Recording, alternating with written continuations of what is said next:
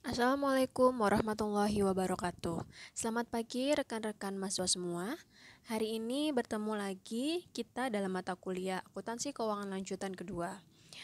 Hari ini saya akan membahas bab ke-6, yaitu tentang laba atas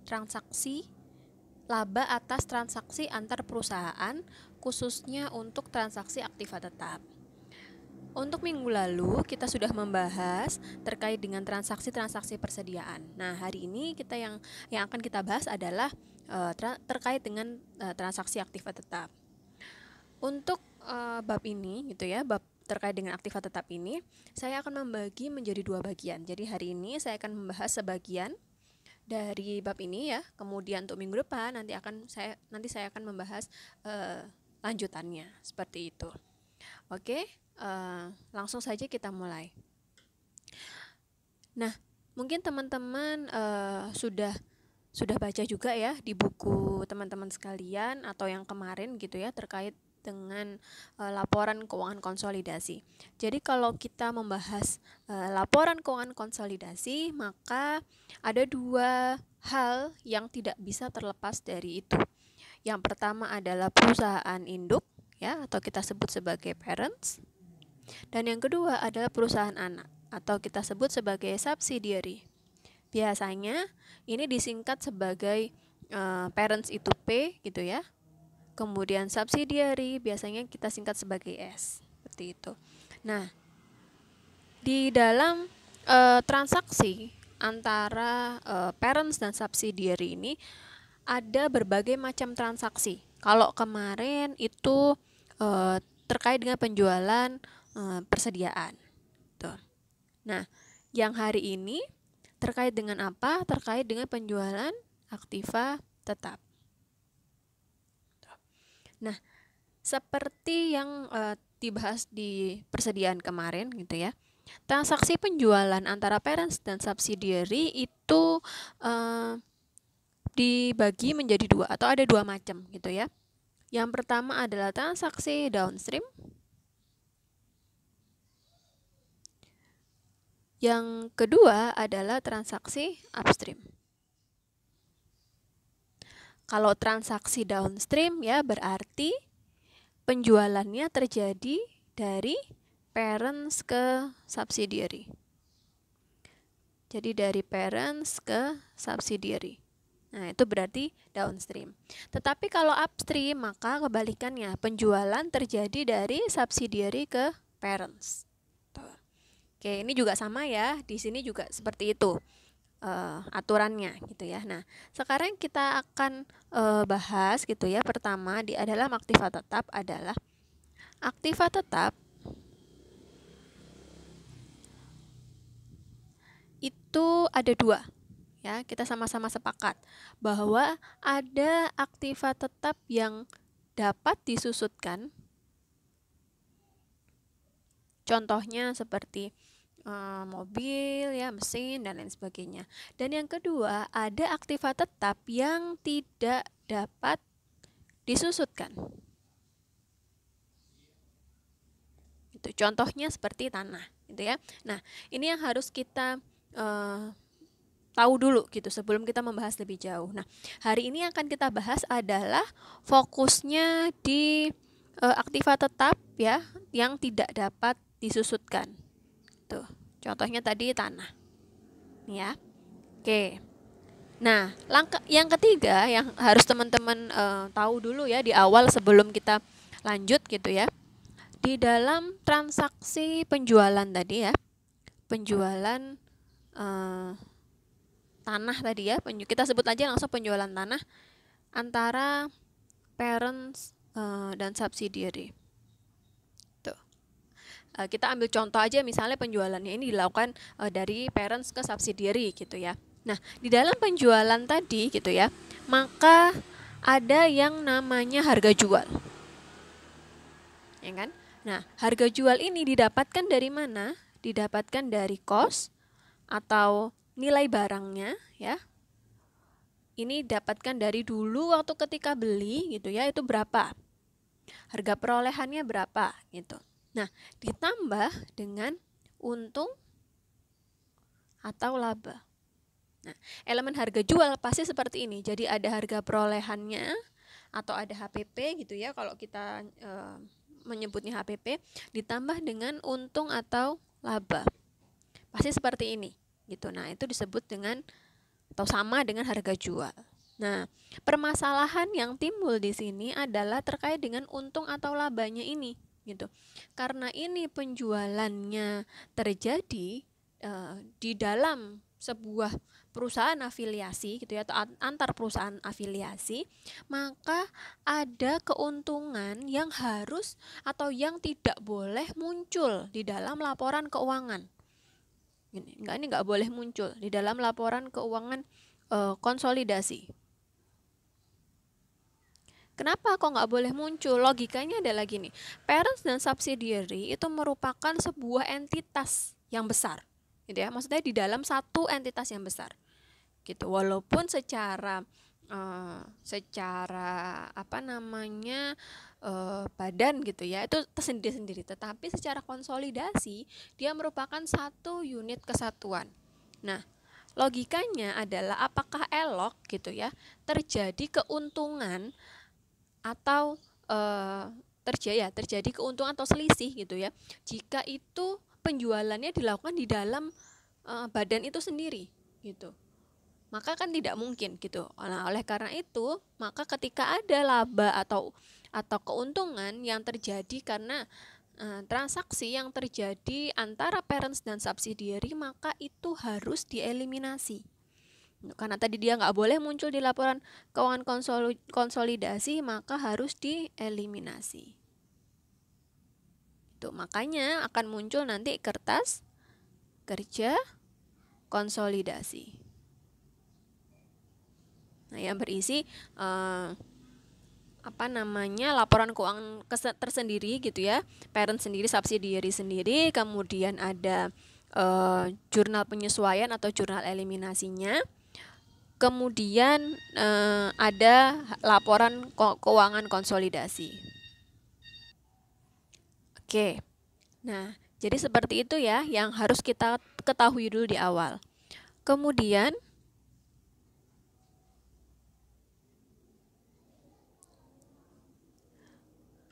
kita lanjut. Nah, transaksi antar perusahaan afiliasi yang melibatkan penjualan dan pembelian aktiva tetap menimbulkan laba dan rugi yang belum direalisasi bagi entitas yang dikonsolidasikan. Laba dan rugi tersebut dieliminasi dalam pelaporan hasil operasi dan posisi keuangan entitas yang dikonsolidasikan. Laba atau rugi yang belum direalisasi atas aktiva tetap mempengaruhi laporan keuangan sampai aktiva yang bersangkutan dijual kepada pihak luar atau habis terpakai oleh afiliasi pembeli. Nah, sehingga tadi teman-teman bisa sepakat ya bahwa ketika ada keuntungan atau laba yang terjadi akibat dari penjualan atau transaksi antar perusahaan gitu ya, maka ini menjadi laba yang belum direalisasi.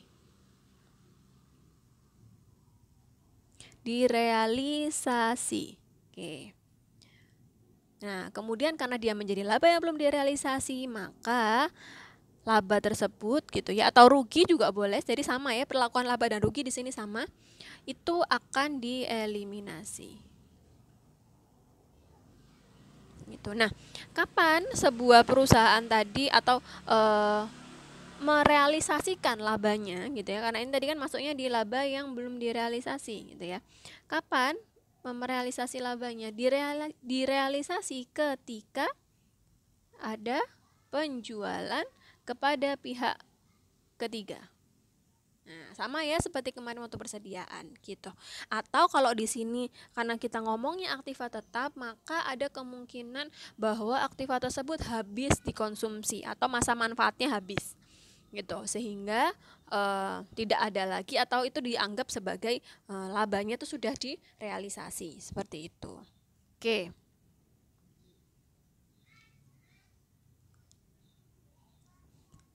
Nah, Laba antar perusahaan atas aktiva tetap yang tidak dapat disusutkan. Jadi hari ini kita bahas yang tidak dapat disusutkan ya. Nah, ada penjualan tanah arus ke bawah, jadi yang downstream ya. Penjualan pada tahun berikutnya kepada entitas luar, kemudian penjualan tanah arus ke atas yaitu upstream, kemudian penjualan pada tahun berikutnya kepada entitas luar. Nah, sekarang kita bahas dulu jika penjualan tanah arus ke bawah. Oke, contohnya adalah ini. Contoh soal ini saya ambil sama dengan yang ada di buku ya. Di buku teman-teman bisa lihat sendiri ada di halaman 224. Oke. Nah, di sini kita langsung bahas. Pada tanggal 1 Januari, Park Corporation memperoleh 90% kepemilikan anak perusahaan STAN dengan harga 270.000.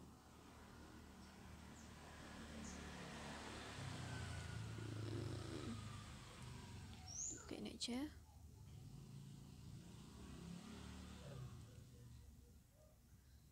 Peroleh STAN ya, 90% dengan harga 70.000 ya. Nah, kemudian di sini disebutkan biaya investasi sama dengan nilai buku dan nilai wajar dari kepemilikan yang diperoleh. Nah, sehingga kalau seperti ini maka nggak perlu lagi ada alokasi pada aktiva yang dapat diidentifikasi atau tidak ya. Ini yang seperti yang kita sudah bahas sebelum UTS. Oke. Jadi dianggap biaya investasinya itu sama dengan nilai buku dan nilai wajarnya. Oke. Nah, kemudian laba bersih dari STAN itu ya, yaitu sebesar 70.000. Kemudian pendapatan Park di luar pendapatan dari STAN sebesar 90.000. Pendapatan Park termasuk laba yang belum direalisasi atas tanah senilai 10.000 yang mempunyai harga perolehan 40.000 dan harga jualnya adalah 50.000. Oke. Nah, ya berarti tadi laba bersihnya STAN itu 70.000, kemudian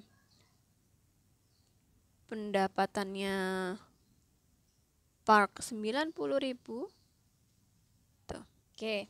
Nah, kemudian langkah pertama adalah kita membuat jurnal-jurnal untuk mencatat investasi pada STAN.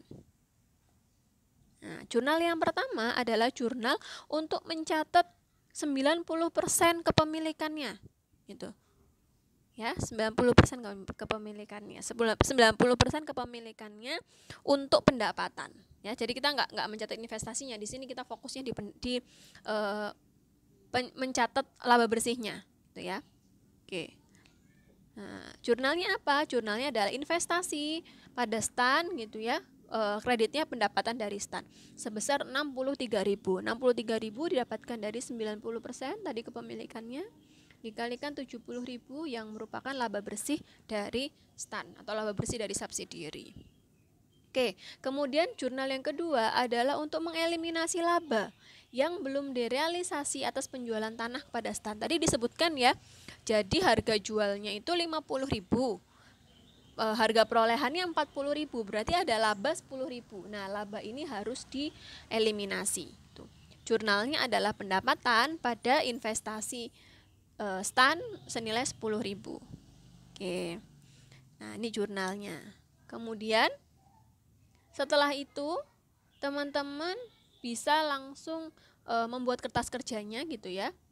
Atau kita bahas dulu kertas kerjanya nanti ya, kita bahas dulu untuk jurnal penyesuaiannya. Nanti kita lihat di kertas kerja konsolidasinya. Oke.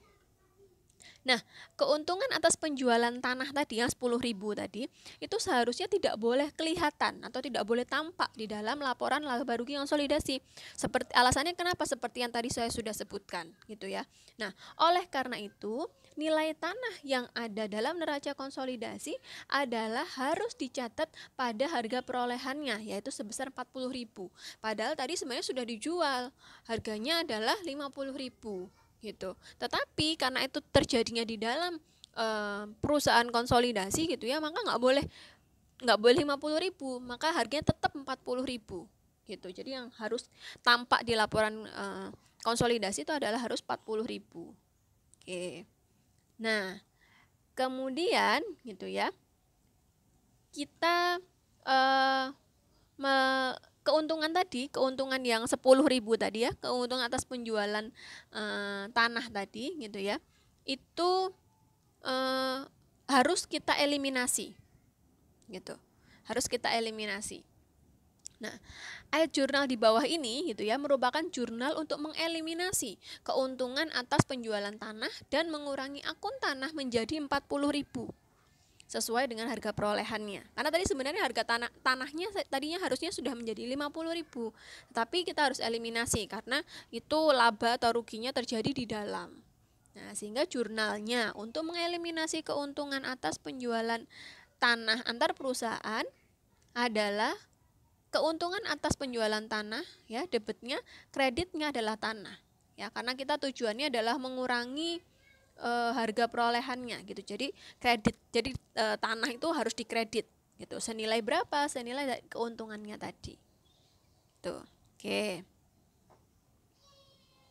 Nah, kemudian tanah yang disajikan terlalu besar akan terus tampak dalam neraca terpisahnya stan. Gitu. Kalau kita tadi ngomongin yang sebelumnya itu kan konsolidasinya ya. Konsolidasi itu kan berarti gabungan. Secara gabungan memang 40.000 nilai tanah tadi. Tapi kan secara buku terpisahnya stan itu kita mencatat tanahnya 50.000 karena memang kita mendapatkannya atau harga perolehannya adalah 50.000 gitu. Nah, kemudian tanah tersebut apa namanya kapan sih gitu ya, istilahnya kapan sih itu akan hilang gitu ya. Kapan? Yaitu nanti setelah tanah tersebut dijual kepada pihak di luar entitas yang dikonsolidasikan gitu. Tetapi keuntungan atas tanah tidak tampak dalam laporan laba rugi terpisah PARK pada tahun-tahun berikutnya. Oke. Jadi nanti mungkin teman-teman ada bertanya, loh Bu, di laporan atau neraca si subsidiary itu kok nilainya 50.000, tetapi kenapa kok di laporan konsolidasi itu nilainya 40.000 gitu ya. Jadi terjawab ya di sini ya kenapanya gitu. Jadi teman-teman harus tahu gitu kenapa kok bisa berbeda. Oke. Nah, ini ada ilustrasi gitu ya. Jika maaf ini sebelum dijual. Oke. Nah, penyesuaian kertas kerja untuk mengurangi tanah menjadi harga perolehannya setelah tahun penjualan oleh induk perusahaan ke anak perusahaan adalah sebagai berikut gitu ya. Maka jurnalnya adalah investasi pada stan, kreditnya adalah tanah. Untuk mengurangi tanah menjadi harga perolehannya dan menyesuaikan akun investasi untuk membentuk resiprokal gitu ya dengan akun ekuitas stan pada awal periode. Nah, ini ada ilustrasi jika tanahnya tadi dijual kepada entitas luar gitu. Nah, diasumsikan bahwa stan menggunakan tanah tersebut selama 3 tahun dan menjualnya dengan harga 65.000 pada tahun 2009. Pada tahun 2009, stan akan melaporkan keuntungan sebesar 15.000. Dari mana? Tadi kan dia ada harga perolehannya 50.000. Sedangkan dia menjual kepada pihak ketiga senilai 65.000. Maka labanya adalah 15.000. Oke. Tetapi keuntungan bagi entitas yang dikonsolidasikan adalah bukan 15.000 ya, tetapi 25.000. Loh, kok 25.000? Iya, karena kita di sini mengakui harga perolehannya adalah sebesar 40.000. Gitu ya. Jadi di sini di laporan keuangan konsolidasi kita mengakui keuntungannya itu 25.000 gitu karena kita menggunakan harga perolehannya yaitu 40.000. Seperti itu. Oke. Nah, sehingga ayat jurnal pada bukunya PARK gitu ya adalah sebagai berikut. Investasi pada stan, kemudian pendapatan dari stan senilai 10.000. Jurnal untuk mengakui laba atas penjualan tanah kepada stan yang sebelumnya ditangguhkan. Oke.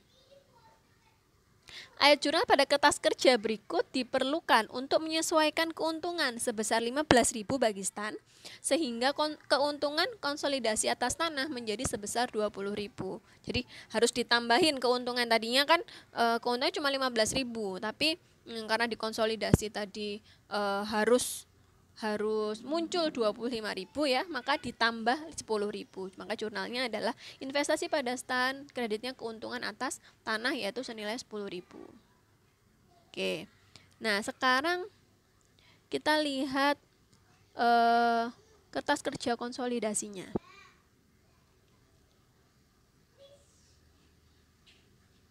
Ya. Nah, di sini ada 4 jurnal ya yang nantinya akan dibuat. Jurnal yang pertama ya, jurnal A adalah untuk mengeliminasi keuntungan atas penjualan tanah dan mengurangi tanah atas harga perolehannya. Maka di sini jurnal eliminasinya adalah debitnya adalah keuntungan atas penjualan tanah, kemudian kreditnya adalah tanah. Kemudian yang B adalah jurnal untuk mengeliminasi pendapatan investasi dan mengurangi akun investasi, yaitu jurnalnya adalah debitnya adalah pendapatan dari stan senilai 53.000, karena kan nggak boleh muncul ya pendapatan dari stan ya, jadi harus 0 gitu. Ini juga maka kreditnya adalah investasi pada stan 53.000. Kemudian yang C adalah mencatat hak minoritas atas laba periode sekarang gitu. Nah, ini juga penting. Karena tadi hanya diakuisisi 90%, maka ada 10% yang dimiliki oleh hak minoritas gitu ya. Maka di sini jurnalnya adalah 70.000 didapatkan dari laba bersih ya. Laba bersihnya anak dikalikan 10%. Sini dapatnya 7 beban hak minoritas, kemudian kreditnya adalah hak minoritas. Kemudian yang D adalah untuk mengeliminasi jumlah resiprokal ekuitas dan investasi dan membentuk hak minoritas awal. Oke, jurnalnya adalah saldo laba, jadi ini harus dikurangin ya, saldo labanya stan ini nggak boleh ada, dan modal sahamnya stan juga nggak boleh ada, maka itu di debitnya. Kreditnya adalah investasi pada stan, kemudian hak minoritas sisanya. Gitu. Oke, jadi nanti akan ada 4 jurnal eliminasi gitu ya di dalam kertas kerja konsolidasi ini. Oke. Sekarang saya lanjut untuk membahas penjualan tanah arus ke atas. Sebenarnya sama saja ya. Ininya sebenarnya sama aja.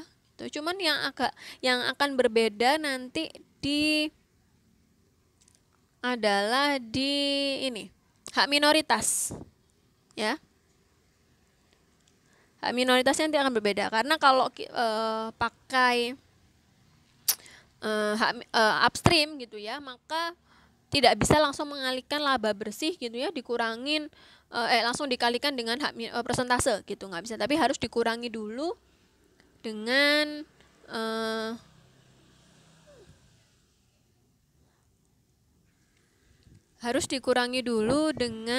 laba yang belum direalisasi.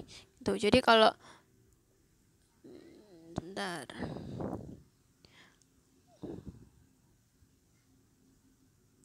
Kalau untuk menghitung hak minoritas ya, ini biar mudah aja. Kalau itu downstream ya,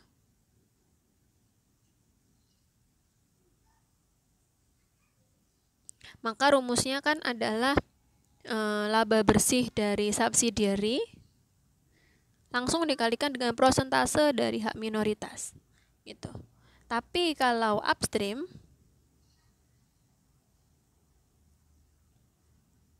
maka cara mencarinya adalah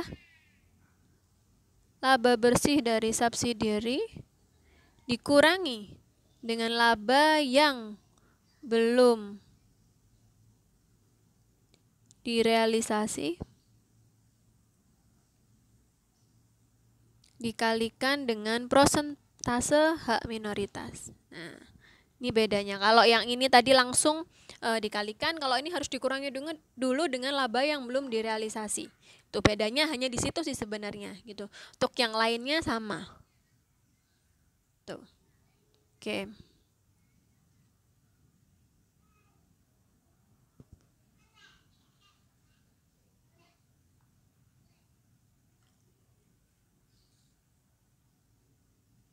Nah, sehingga nanti ketika kita mencari hak minoritas ini, gitu ya, maka di sini laba bersihnya 70.000 dikurangi dulu sama laba yang belum direalisasi. Tuh ya. Baru dikalikan dengan prosentase. Tuh. Bedanya di situ. Kalau tadi kan langsung ya, 70.000 langsung dikalikan 10%. Oke, tapi secara yang lain sama semua, tuh ya.